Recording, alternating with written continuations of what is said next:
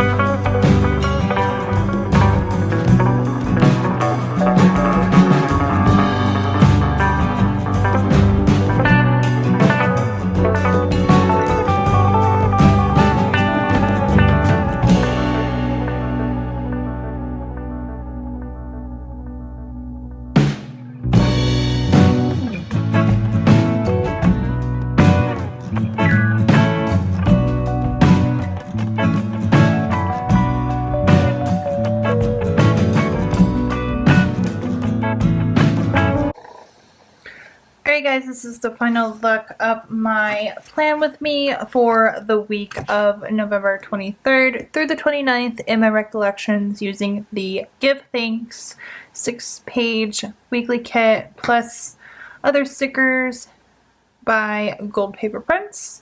Make sure to check out down below for PR information as well as just links to stickers and whatnot. And yeah, with that said, happy Friday, guys. I hope you have a great holiday. If you're celebrating Thanksgiving, make sure to eat nice and full, be careful, and I'll see you guys in my next video. Bye, guys.